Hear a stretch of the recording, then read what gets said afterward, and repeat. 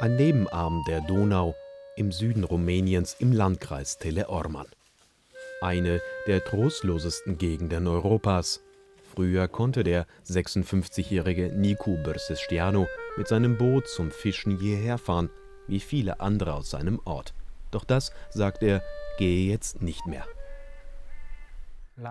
Ich bin immer noch fassungslos, denn Fischen war die einzige Arbeit, die ich hatte. Ich bin so wütend. Die Donauinsel Belina, streng bewacht, 347 Hektar. Früher staatlich, heute bestimmt über Belina allein Rumäniens umstrittenes Straßenbauunternehmen Teldrum. Es soll die Insel Belina geleast haben für gerade einmal 1.500 € pro Monat. Und er soll das dubiose Geschäft ermöglicht haben, Rumäniens mächtigster Politiker Liviu Dragnea, Chef der sozialdemokratischen Regierungspartei und Parlamentspräsident. Ab und zu ist er selbst auf der Insel Belina, hat hier für sein Hobby jetzt freie Bahn, ohne die ortsansässigen Fischer. Früher bekam in Rumänien niemand eine Insel, aber hier ist es passiert und wir Fischer mussten weichen. In der Hauptstadt Bukarest. Wieder einmal muss Dragnea vor Gericht erscheinen, wieder muss er sich Fragen gefallen lassen. Wenn Sie nichts mit Teldrum zu tun haben, warum haben Sie dann Angst vor der Belina Ermittlung? Warum geben Sie nicht zu, dass Teldrum die Firma Ihres Clans ist? In Teleorman, in der südlichen Provinz, in der Heimat Liviu Dragneas, ist Journalistin Carmen Dumitrescu eine der mutigsten. Als eine der ersten hinterfragte sie Dragneas Verstrickungen mit Teldrum. Es sind immer diese Momente gewesen, wenn ich etwas herausbekam, dann verfolgten mich Autos von Teldrum, immer wieder Einschüchterungsversuche oder Drohbriefe, die an meine Tür gesteckt wurden. Sie lebt in Alexandria, wo auch Dragnea zu Hause ist, in diesem protzigen Anwesen, erbaut von der korruptionsverdächtigen Firma Teldrum, während seine Nachbarn in Alexandria in bitterer Armut leben, meist mit einer Rente von nur 50 €. Beißende Gerüche überall im ganzen Plattenbau. Carmen Dumitrescu berichtet immer wieder über die üblen Zustände und versucht herauszufinden, warum die Leute hier ausgerechnet Dragnea gewählt haben. Das ganze Haus ist einmal ohne elektrischen Strom geblieben, es gab kein Licht. Doch Dragnea war der Einzige, der zu uns kam und uns wieder mit elektrischem Strom versorgte. Er hat uns auch Essen gebracht, er ist mit dem Auto hier direkt vorgefahren.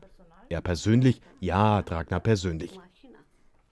Einen Stock höher will die verzweifelte Nachbarin aus Scham unerkannt bleiben. Sie sagt, sie müssten von hier weg, doch sie wissen nicht wohin. Es muss hier schnell etwas passieren, denn dieser Plattenbau ist eigentlich unbewohnbar. Er soll gesprengt werden. Es besteht Einsturzgefahr. Kein Einzelfall. Rumänien ist das zweitärmste EU-Land. Behördenversagen, Schlamperei, Korruption sind Alltag. Dann, vor wenigen Wochen, die Regierenden boxen Gesetze durch, die korrupte Politiker und auch Vorbestrafte wie Dragnea begünstigen sollen. An die 100.000 Menschen wollen sich das nicht gefallen lassen. Es ist der 10. August. Auf einmal wird der friedliche Protest aufgelöst, mit Tränengas geschossen, abgefeuert von Sondereinsatzkräften. Einer der brutalsten Polizeieinsätze in Rumänien seit der Wende 1989. Wie dieser Mann wurden mehr als 450 Menschen teilweise schwer verletzt. Die Staatsanwaltschaft ermittelt. Carmen Dumitrescu war auch beim Protest, entkam gerade noch den vielen Tränengasgeschossen. In jedem normalen Land hätte es bereits Rücktritte gegeben, doch hier bei uns passiert das nicht. Niemand übernimmt die politische Verantwortung und im Moment habe ich keine Hoffnung, dass dies kommen wird. Im Gegenteil, wenn nichts geschieht, denke ich, könnte Rumäniens Regierung noch autoritärer auftreten.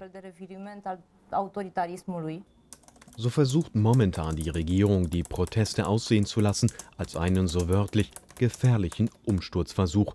Für Carmen Dumitrescu eine unglaubliche Deutung. Besonders jetzt macht sie weiter mit kritischen Berichten aus Dragneas Heimatbezirk. An der Donauinsel Belina am nächsten Tag. Der arbeitslose Fischer Nicu Bărsășteanu auf dem Weg nach Hause. Er lebt allein. Seine Frau, seine Kinder haben Dragneas Teleorman verlassen, wohl für immer.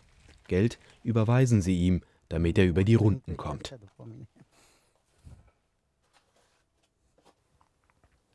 Ich bedauere es, dass ich Dragnea gewählt habe, also für die PSD gestimmt habe. Das werde ich nicht mehr tun. Und viele Leute in Tele Orman können Dragnea inzwischen auch nicht mehr leiden. Die einzige Hoffnung, die er jetzt hat, dass die Proteste in Rumänien weitergehen und Veränderungen bringen, sodass er vielleicht irgendwann wieder in seinem alten Revier ungehindert fischen und Geld verdienen kann.